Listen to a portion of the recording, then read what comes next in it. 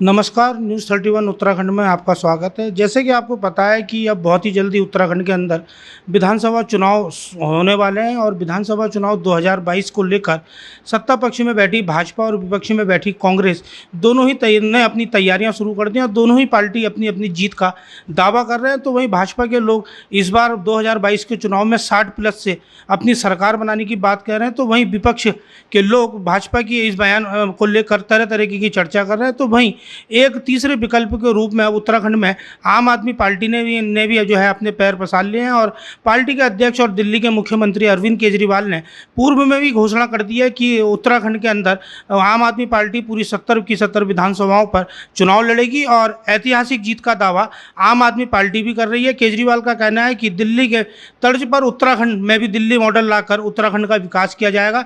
तो आज हम इसी खास चर्चा को लेकर आज हमारे बीच मौजूद हैं आम आदमी पार्टी के प्रदेश उपाध्यक्ष शिशुपाल सिंह रावत जी। हम उनसे खास बातचीत करेंगे कि 2022 में होने वाले चुनाव को लेकर आम आदमी पार्टी की किस तरीके से तैयारियां चल रही हैं और कांग्रेस और भाजपा जो अपनी जीत का दावा कर रही हैं उसको लेकर पार्टी इनके भ्रम को कहां तक तोड़ने में कारगर साबित होगी। रावत जी, आपका स्वागत है। जैसा कि 2022 में उत्तराखंड में विधानसभा चुनाव होने वाले हैं और आम आदमी पार्टी ने भी अपनी दस्तक दे दी है, तो किस तरीके से चुनाव होगा और क्या आपके जनता के बीच मुद्दे रहेंगे? देखिए, मैं न्यूज़ 31 के माध्यम से आपका और आपके दर्शकों का सबका नमस्कार करता हूं और आपका धन्यवाद करता हूं। निश्चित रूप से जिस प्रकार से आने वाले टाइम में चुनाव होने वाले हैं, पूरे हमारे जो उत्तराखंड में हैं, पार्टी के राष्ट्रीय अध्यक्ष हमारे राष्ट्रीय संयोजक अरविंद केजरीवाल जी ने 70 की 70 सीटों पे चुनाव लड़ने का ऐलान किया है। उसी परिप्रेक्ष्य में पिछली बार हमारे दिल्ली के उप मुख्यमंत्री और शिक्षा मंत्री मनीष सिसोदिया जी का आगमन हुआ था।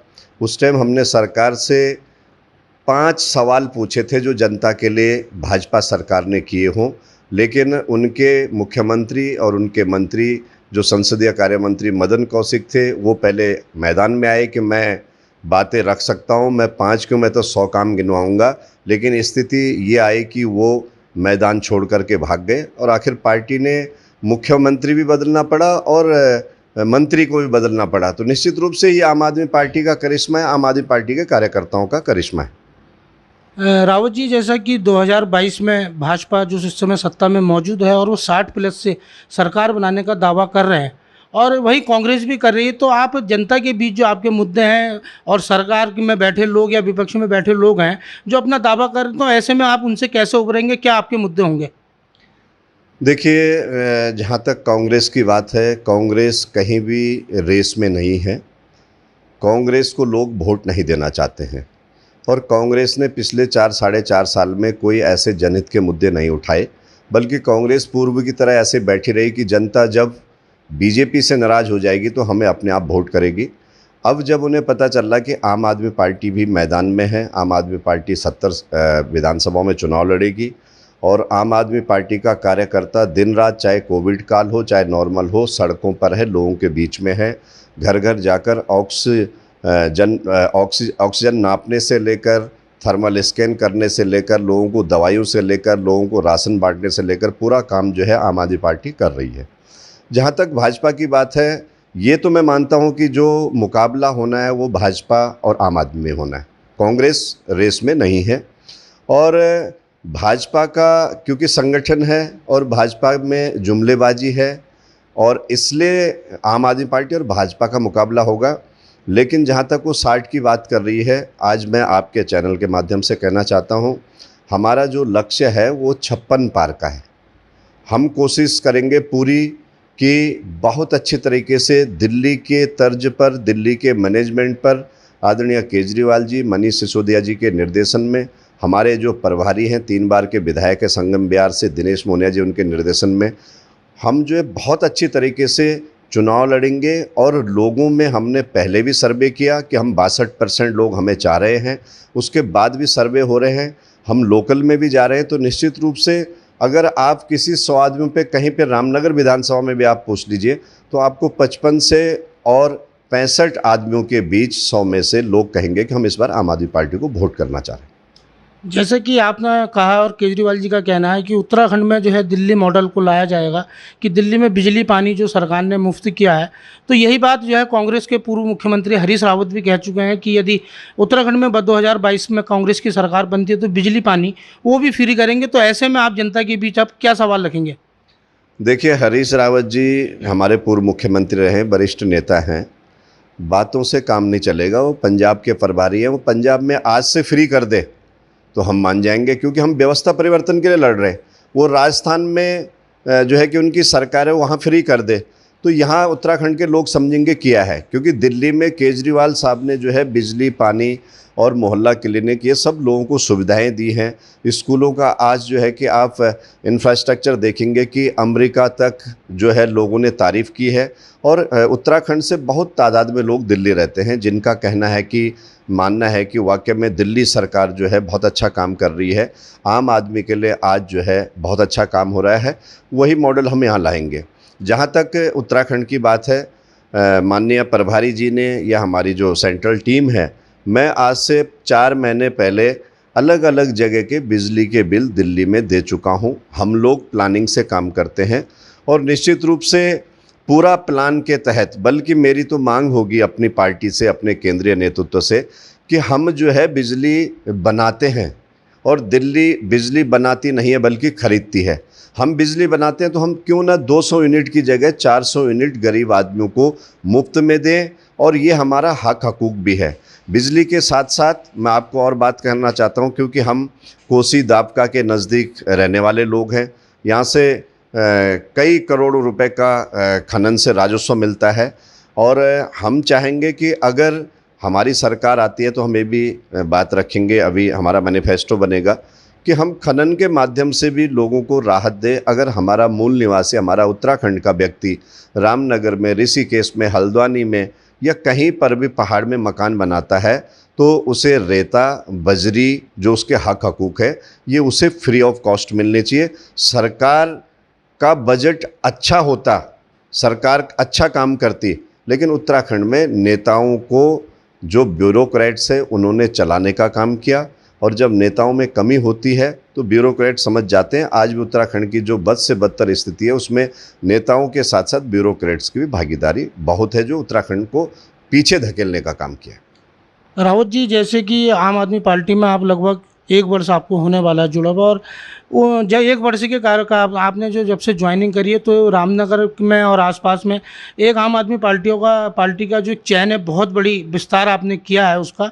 और 2022 में जैसे भाजपा ने जो है अपना चेहरा तीरथ सिंह रावत, जो वर्तमान में मुख्यमंत्री, उनको घोषित किया है। और कांग्रेस में जहाँ एक और हरीश रावत की मांग चल रही है, तो वहीं गुटबाजी कांग्रेस में भी देखी जा रही है। तो अभी आप ही की पार्टी में जो है बड़े जोर शोर के साथ रिटायर्ड कर्नल अजय कोठियाल जी ने भी आम आदमी पार्टी की सदस्यता ग्रहण की है। तो 2022 में आम आदमी पार्टी अजय कोठियाल जी के नेतृत्व में चुनाव लड़ेगी या मुख्यमंत्री का चेहरा उन्हें बनाएगी? तो इस पर आप क्या कहेंगे? देखिए, कर्नल अजय कोठियाल जी के बारे में बताने की ज़रूरत नहीं है। वो पूर्व में जो है कि एक सैन्य अधिकारी रहे हैं और कीर्ति चक्र, शौर्य चक्र, अति सेवा मेडल से सम्मानित है राष्ट्रपति द्वारा। और आज भी एक ऐसे जाबाज फौजी है कि आज भी उनके शरीर के अंदर 2 गोलियां जिंदी है, और राष्ट्रभक्त हैं, उत्तराखंड के लिए जान छिड़कने वाले हैं। और युवाओं में बहुत अच्छी उनकी एक पैठ है। यूथ फाउंडेशन आपने सुना होगा, हमारे पीरू मदारा में भी चलता है, अन्य जगह भी चलता है उनका। उन्होंने आज भी 8 से और 12 हज़ार के बीच युवाओं को सेना में भेजने का काम किया, उन्हें प्रेरणा दी है। बाबा केदारनाथ में आपदा आई थी, जब सरकारों ने हाथ खड़े कर दिए थे, तब यही अजय कर्नल कोठियाल थे कि ये निम के जो प्रधानाचार्य थे, उस टाइम इन्होंने जो केदार बाबा की जो दोबारा से पुनर्निर्माण का कार्य हुआ, कर्नल अजय कोठियाल के नेतृत्व में हुआ। मैंने उनका ये आपके सामने परिचय रखा। और निश्चित रूप से केजरीवाल साहब ने जिस दिन उनकी ज्वाइनिंग करवाई है, उन्होंने कहा कि भाई भोले के फौजी मैं आपको दे रहा हूँ। और हमें लग रहा है कि कर्नल साहब के नेतृत्व में और हमारे जो राष्ट्रीय संयोजक है उनके मार्गदर्शन में हम चुनाव लड़ेंगे। लेकिन आम आदमी का एक अलग पैटर्न है, हम कोई नेतागिरी करने नहीं आए हैं। हम स्पष्ट है कि हमें आम आदमी के लिए काम करना है, हमारा आचरण आम आदमी की तरह रहना चाहिए। जहाँ तक बीजेपी कांग्रेस का सवाल है, कांग्रेस में गुटबाजी है, 9 गुट और 10 मुख हैं। आज कांग्रेस में 10 विधायक हैं, 9 गुट और 10 मुख है। कांग्रेस तो कहीं से कहीं तक नहीं है।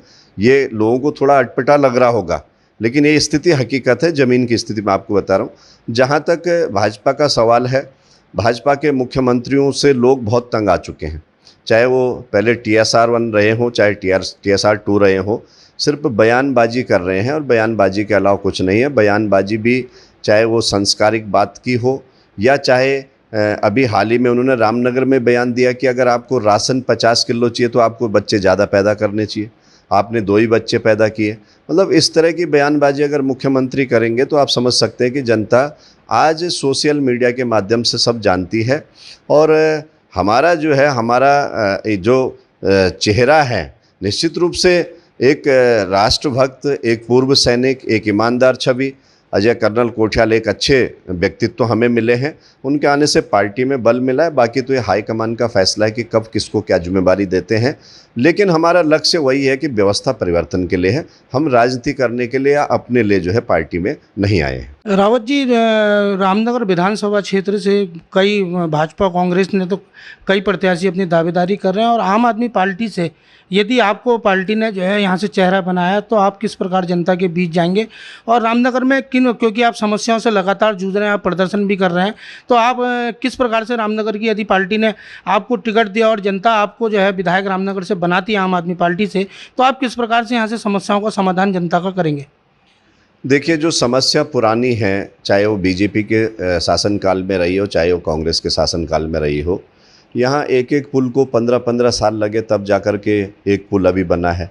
रोडवेज बस अड्डे के आप हाल वही देखते हैं। स्वर्गीय श्री रामदत्त जोशी जी के नाम से जो हॉस्पिटल है, उस हॉस्पिटल में प्राइवेट को इन्होंने दिया है। उसमें हम लगातार, मैं जाता रहता हूँ कि क्या व्यवस्थाएं हैं, क्या वहाँ पे कैसा चल रहा है।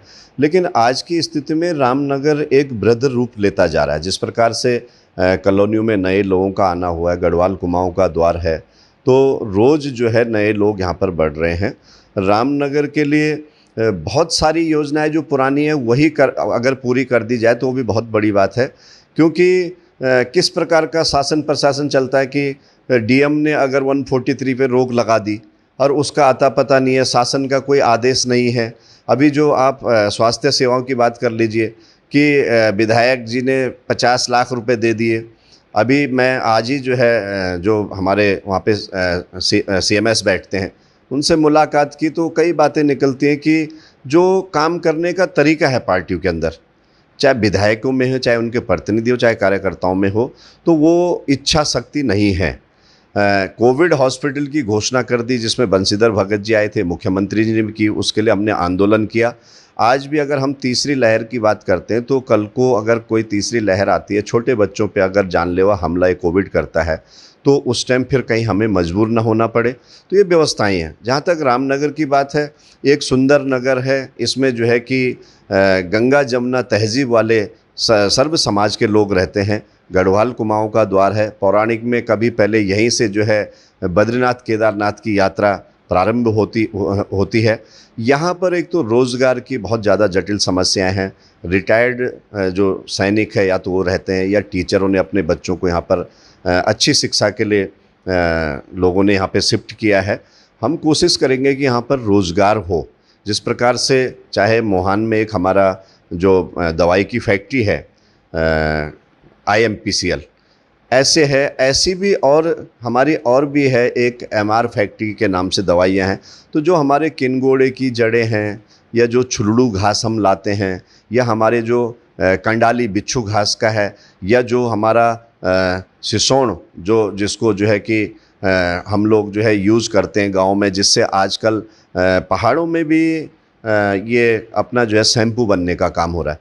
तो इस तरह के हम जो है चीज़ें लोगों को कर सकते हैं और इच्छा शक्ति होनी चाहिए, सारे काम होंगे, ये मैं मानता हूँ। और केजरीवाल साहब का सबसे अच्छा काम मुझे लगा, आज हम संगठन में काम कर रहे हैं, उनका बहुत तगड़ा फॉलोअप है। जो वर्क हम पूरे दिन भर कर रहे हैं, जो हम काम कर रहे हैं पार्टी के लिए, वो शाम तक उनके पास फॉलोअप पहुँचता है। वो देखते हैं कि आखिर काम क्या हो रहा है क्या नहीं हो रहा है। रावत जी, रामनगर में वर्तमान में भाजपा से विधायक हैं दीवान सिंह बिष्ट जी, और उनका ये कार्यकाल भी लगभग पूरा होने जा रहा है, और इससे पहले भी वो विधायक रहे हैं 5 साल, और उसके बाद एक बार वो चुनाव हारे तो कांग्रेस से अमृता रावत यहाँ विधायक रही हैं। लेकिन रामनगर में आज भी विकास कार्य जो है, जो जिस गति से होने चाहिए तो वो विकास कार्य नहीं हुए। सड़कों की समस्या गाँव में बहुत बुरी बनी हुई है, अस्पताल की दिक्कतें हैं, रोडवेज की दिक्कतें आपने बताया। तो आप रामनगर के वर्तमान विधायक दीवान सिंह बिष्ट जी के जो 10 साल का कार्यकाल है, उसको लेकर आप क्या कहना चाहते हैं?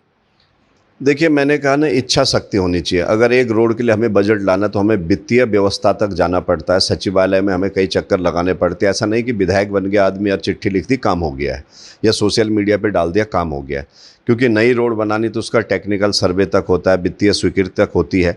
पुराने रोडों के लिए सदन में अपनी बात रखनी पड़ती है। जो डिपार्टमेंटल हैं, चाहे वो आपका जो है कि सिंचाई विभाग का काम लाना हो तो सिंचाई जो मंत्री है उससे वार्तालाप करनी पड़ती है, उससे बजट लाना पड़ता है। इसी प्रकार से पीडब्ल्यूडी का काम भी है। तो पीडब्ल्यूडी का काम या कोई भी काम है, मुझे लगता नहीं है कि दीवान सिंह बिष्ट जी ने बहुत ज़्यादा प्रयास किए हों या उनकी बात को नहीं माना गया हो। मैंने बहुत ज़्यादा फ़र्क नहीं देखा है, क्योंकि अगर यहाँ पे चिल्किया विद्युत घर की बात करें तो ये तिवारी जी के कार्यकाल में आ चुका था, और तब यहाँ पर लाइट मिली। हमने बहुत पुराने से रामनगर को देखा है, जब हम एक तरफ मोमबत्ती जलाते थे और एक तरफ बल्ब जलाते थे, यहाँ पर बिजली की बड़ी समस्या थी। उसी प्रकार से अभी जो पॉलिटेक्निक का भवन बना है, ये पॉलिटेक्निक का भवन, क्योंकि मैं भी पहले इनके साथ में था, कांग्रेस के साथ में था, तो ये अमृता रावत जी से, सतपाल महाराज जी, बहुगुणा जी से मैंने जो पीरू मदारा में सैनिक बिहार के पास आम पोखड़ा में बन रहा है, धनपुर गोसाई में बन रहा है, वो और बड़खेत रिखणी खाल का दोनों एक साथ स्वीकृत करवाए थे। आज इस तरह उच्च शिक्षाओं की भी यहाँ पे ज़रूरत है। मालधन में डिग्री कॉलेज की बात कर लीजिए। कहने का मतलब मेरा ये है कि ये नहीं कि आप विधायक बन गए तो विधायक ही काम कर सकता है। अगर कार्यकर्ताओं में भी काम करने की इच्छा शक्ति हो तो वो लोग काम कर सकते हैं। आज भी हम लोग अगर बैठे हैं, किसी गरीब को मुख्यमंत्री राहत कोष की बात होती है, तो अगर हमारे अपने संपर्क है तो मैं कोशिश करता हूं कि अगर किसी गरीब को इलाज के लिए पैसे नहीं मिले या उसका जो है कि व्यवस्था नहीं हो पाए, तो हम कोशिश करते हैं कि यहाँ से मुख्यमंत्री जी को अप्रोच करके या अपने लेटर पे लिख करके उनके बिल लगा करके, तो ऐसे हम लोगों के काम करते रहते हैं।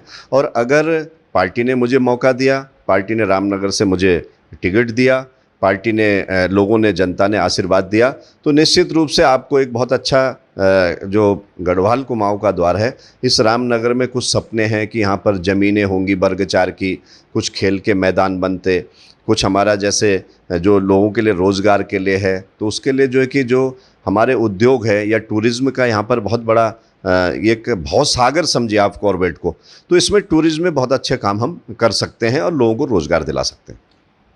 दूसरा, रावत जी, उत्तराखंड में सबसे बड़ी समस्या है पलायन की। युवा यहाँ के डिग्री लेके घूम रहे हैं, रोजगार नहीं है, नौकरियाँ नहीं हैं, और यहाँ से लोग, युवा जो है भारी संख्या में दूसरे राज्यों को पलायन कर रहे हैं।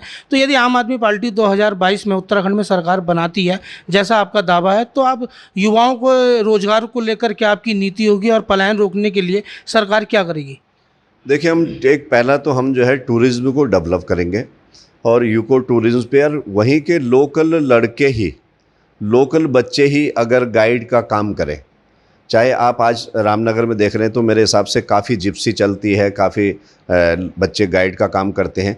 यही चीज़ अगर हम आगे नैनी डांडा, थैलीसैंड, यही चीज़ हम स्यालदे, सल्ट आगे तक ले जाएं, हमारे जो पाताल भुवनेश्वर है, जागेश्वर धाम है, तो इसको हम बढ़ाने का काम करें और लोकल बच्चों को हम जो है रोज़गार देने का काम करें। जो हमारा प्रोडक्ट है, चाहे आज आप ये लगा लीजिए कि मक्के की खेती अब होने लग जाती है जुलाई के बाद, तो चाहे जो ये भुट्टा लोग लेते हैं, तो यानी एक सिस्टम अगर हम बनाएंगे तो हम इस पे प्लान रोकने का काम कर सकते हैं।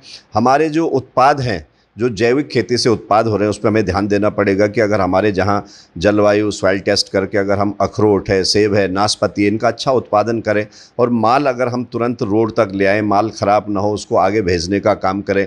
हम जो है केंद्र से भी मांग करेंगे, जो मेरे अपनी सोच है कि केंद्र से भी हम मांग करेंगे कि जो बड़े बड़े दिल्ली में जो हॉस्पिटल्स हैं या जो दिल्ली के सरकारी जो दफ्तर हैं, उनके बाहर उत्तराखंड, क्योंकि एक जैसे हमारा जो प्रदेश है, इसमें जैविक खेती और पहाड़ी जो हमारा उत्पादन है, इसकी बहुत महत्वता है। अगर हमें छोटे छोटे स्टॉल वहाँ पे भी लगाएं तो हम लाखों लोगों को रोज़गार इस तरह से भी दे सकते हैं। धन्यवाद आपका रावत जी, आप हमारे साथ खास बातचीत के लिए। तो आपने सुना आम आदमी पार्टी के प्रदेश उपाध्यक्ष शिशुपाल सिंह रावत जी का कहना है कि 2022 के चुनाव को लेकर कांग्रेस और भाजपा जहां एक तैयारी में लगी हुई है, तो वहीं आम आदमी पार्टी भी पूरी तैयारी इस चुनाव को लेकर कर चुकी है। और उन्होंने कहा कि आम आदमी पार्टी उत्तराखंड की सभी सीटों पर पूरे जोर शोर के साथ चुनाव लड़ेगी। और वहीं उनका दावा है कि यदि पार्टी ने उनको रामनगर से टिकट दिया तो वो रामनगर का अगर जनता का आशीर्वाद उनको विधानसभा भेजने में रहा तो रामनगर की तकदीर बदलने का पूरा प्रयास करेंगे। तो वहीं उन्होंने रामनगर के विकास को लेकर भी कई सवाल जो है क्षेत्रीय विधायक दीवान सिंह बिष्ट पर भी खड़े किए हैं कि आज विकास के नाम पर जनता संघर्ष कर रही है, लेकिन जो है विधायक द्वारा या सरकार द्वारा विकास कार्य नहीं किए जा रहे हैं। अस्पताल, स्वास्थ्य, शिक्षा को लेकर भी उन्होंने कई महत्वपूर्ण जो है यहाँ पे बातचीत अपनी रखी है। और उनका कहना है कि उत्तराखंड के अंदर जहाँ एक और भाजपा 60+ का दावा कर रही है, तो वहीं उन्होंने कहा है कि आम आदमी पार्टी 56+ के साथ उत्तराखंड में 2022 के चुनाव में अपनी सरकार बनाएगी। वहीं उनका कहना है कि उनका 2022 में जो मुकाबला आम आदमी पार्टी का होगा वो भाजपा के साथ होगा, कांग्रेस कहीं भी उन दौड़ में शामिल नहीं है। धन्यवाद। और आपके साथ मौजूद थे शिशुपाल रावत जी ने और भी कई मुद्दे कहा है कि उत्तराखंड में जो है दिल्ली की तर्ज पर यहाँ का विकास किया जाएगा, लेकिन यह सब भविष्य के गर्भ में कहते हैं कि 2022 में उत्तराखंड की जनता किसको अपना सरकार बनाने का न्योता देती है, यह भविष्य बताएगा। रामनगर से राजीव अग्रवाल के साथ कैमरामैन बंटी अरोड़ा, न्यूज़ 31 उत्तराखंड। हर खबर में होगी हमारी नजर। खबरों से जुड़ने के लिए हमारे चैनल को सब्सक्राइब करें और बेल आइकन दबाना ना भूलें।